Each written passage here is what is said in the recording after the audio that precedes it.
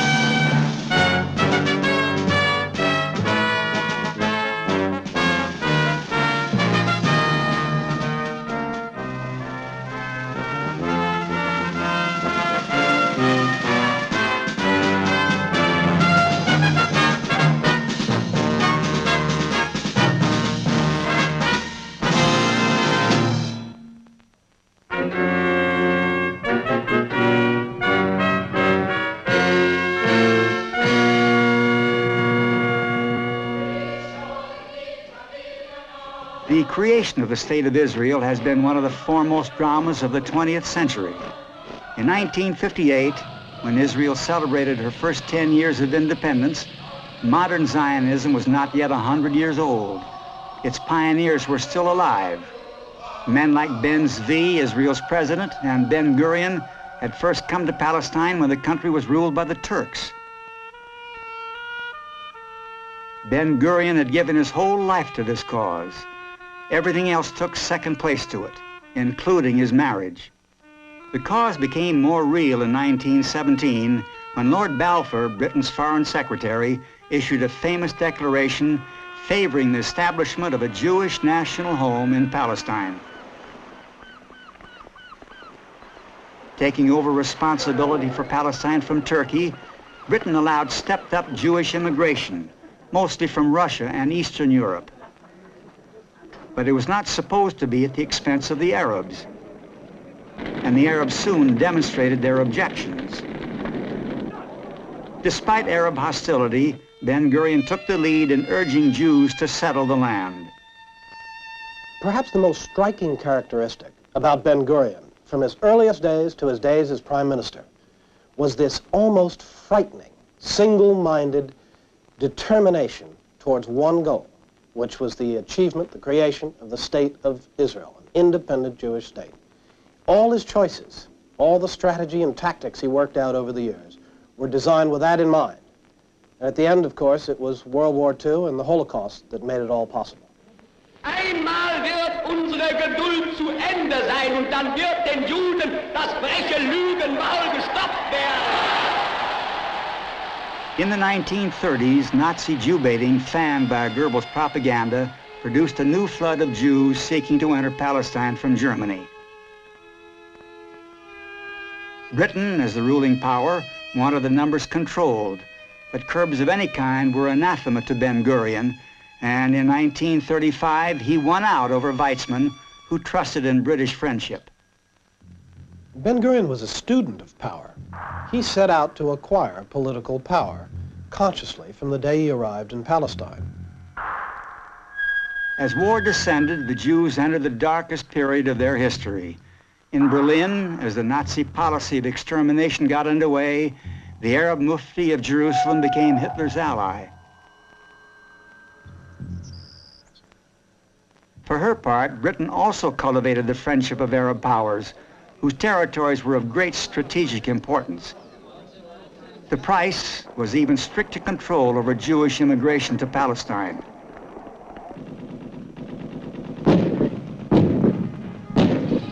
But the war also gave the Jews of Palestine an opportunity. Over 20,000 of them had joined the British Army. Eventually, Britain allowed a Jewish brigade to be formed, which from its location in Italy became a means for the secret shipment of arms and immigrants to the coast of Palestine. These moves followed the most momentous decision taken by international Zionism since its foundation. In 1942, when the battle in North Africa was at its height, Ben-Gurion won acceptance for his visionary program, unlimited immigration and the creation of a Jewish state in Palestine.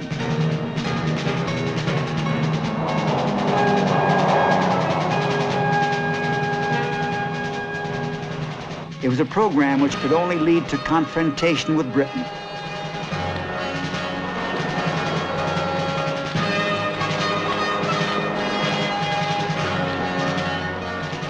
In Palestine, several secret armies came into being, representing the different political groups within the Zionist movement. One of Ben-Gurion's hardest tasks as leader of the new Israel would be to bring these competing units under a unified command.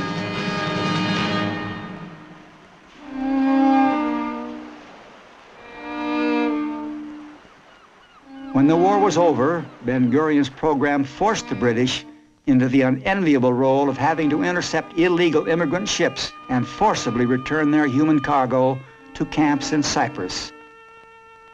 Nazi atrocities were fresh in everyone's minds, and here at scene were the same pitiable scenes being played out before the eyes of the world. He was a man who knew how to capitalize on events and how to turn them to his own advantage, how to exploit the British limit on immigration to Palestine after the war, and marshal public opinion. This was a skilled, clever, determined, thoughtful politician manipulating power. Despite the strong objections of Eichmann and others in the International Zionist Organization, Ben-Gurion was relentless in his policy of active resistance to the British. For the Jews of Palestine, it was a fight for freedom.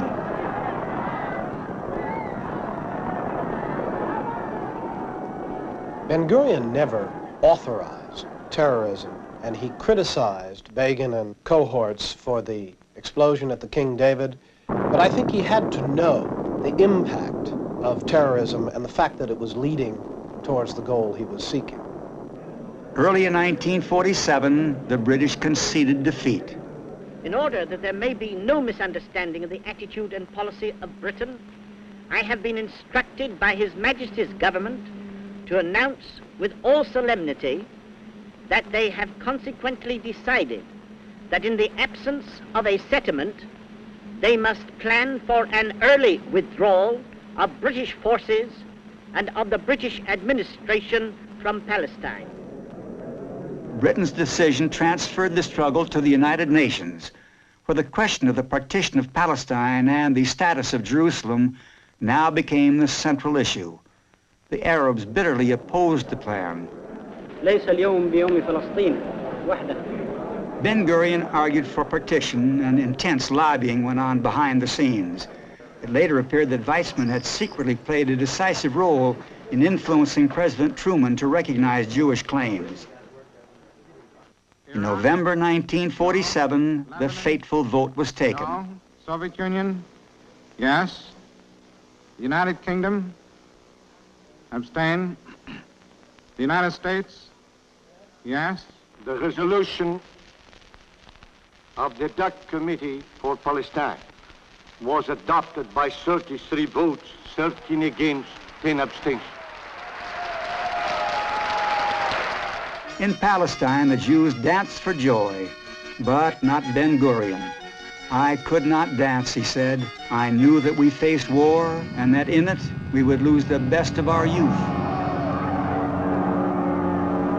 The Arabs immediately made their feelings known.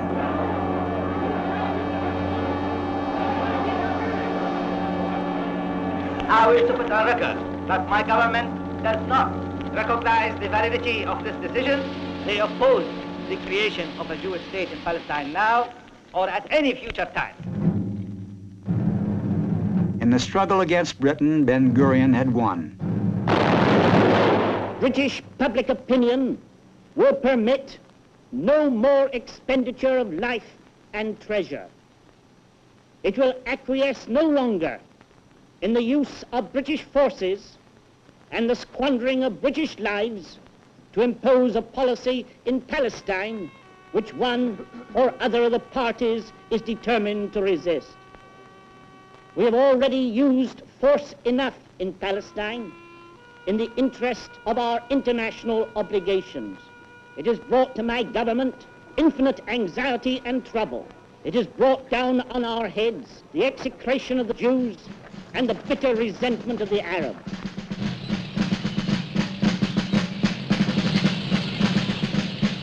As the British departed, the Jews faced the armies of 5 Arab states poised to annihilate them. This was our historic hour, Ben-Gurion wrote.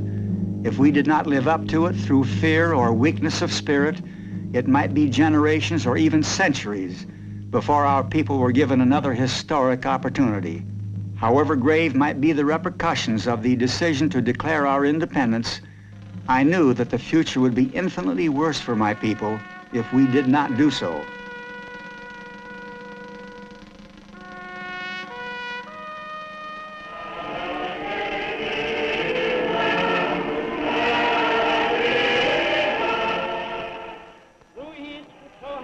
May 14th, 1948, the day the British mandate ended, saw the birth of the new state.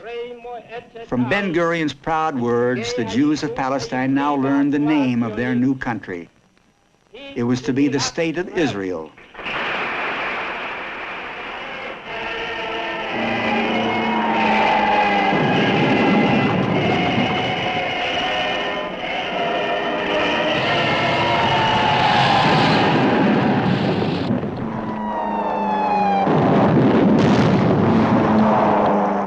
As Ben-Gurion had foreseen, the Arabs immediately attacked with regular military formations. For a time, Israel's situation looked hopeless, but Ben-Gurion knew that in a war of this kind, the will of his people would prove the stronger. They were fighting for their survival. He ordered every settlement to be defended, and above all, that the road to Jerusalem be kept open. Despite the terrible odds against them, the Jews responded to Ben-Gurion's forceful leadership. The fronts were stabilized. The Arab Legion's assault on Jerusalem was halted, leaving the city divided into 2 armed camps. In places, there was no more than a narrow street between them. As supplies reached his forces, Ben-Gurion was concerned that Israel should occupy as much territory as possible before an international armistice put an end to the war.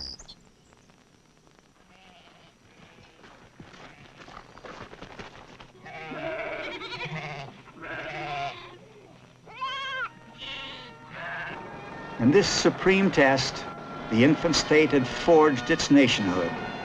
The world saw that a new power had come into being in fulfillment of an age-old dream.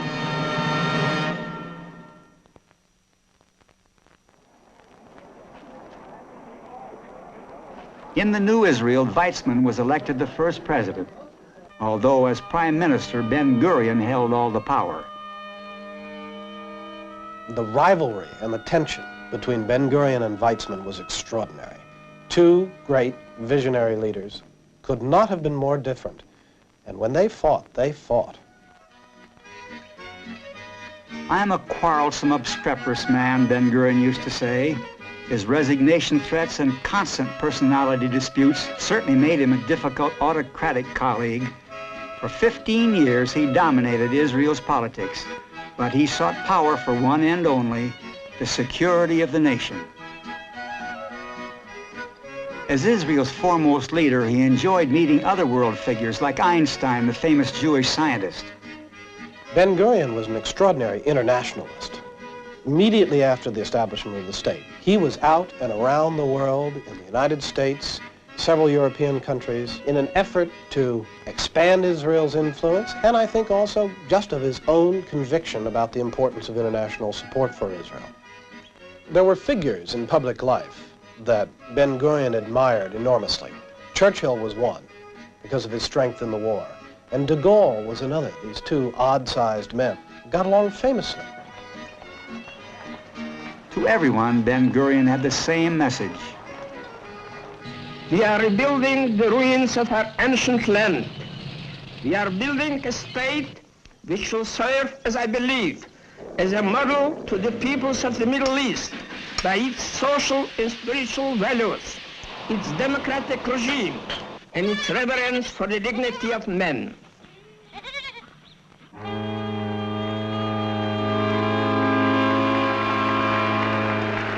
But with Nasser's rise to power in Egypt, the enemies of Israel found a new hero. Nasser exploited the plight of Arabs who were the victims of the war with Israel to build up his image as an Arab Messiah.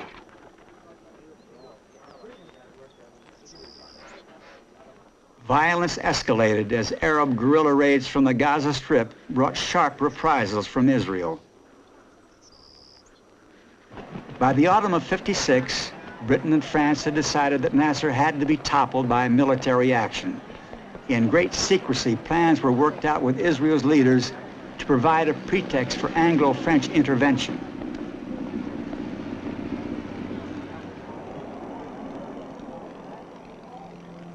Imagine the political courage it took for one man, in effect one man, because it was all so secret, to decide to go ahead and participate in the Suez campaign.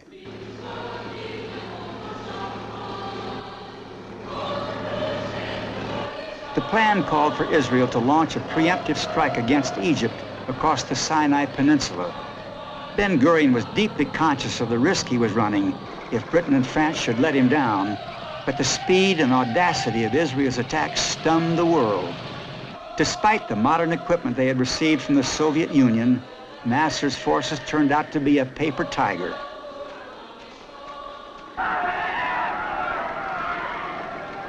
Israel's army proved that she was now the dominant power in the Middle East. Ben-Gurion frequently got sick, physically ill at crucial moments, such as the Suez campaign. Once he'd made that solitary decision, he had to go to bed for nearly 2 weeks. He got up from his bed at the end of the fighting and went out and saw the results, flying out with Diane and visiting the troops in the positions in the Sinai. The two objectives or benefits from Suez, as far as Israel and Ben-Gurion were concerned, were to clear the Straits of Tiran, which admit Israeli shipping to the Red Sea and beyond, and also to bring an end to the terrorism that had been going on in the Gaza Strip. That's what it was all about as far as Israel was concerned. World pressure eventually forced Ben-Gurion to abandon Israel's gains in favor of a United Nations presence which proved incapable of preventing a subsequent repetition of the conflict. But at least Israel's victory had enormously enhanced her standing in the world, and with it, the prestige of her aging leader. Ben-Gurion never shirked the difficult decision, nor flinched from unorthodox measures. Among his most controversial actions was to accept payments from Germany in reparation for what the Nazis had done to the Jews. The move provoked uproar in Israel. Formal relations with Germany came later, and then, too, passions ran high. Ben-Gurion argued fiercely that Israel needed the reparations to establish her own security. In any case, he said, Israel was now dealing with a new Germany.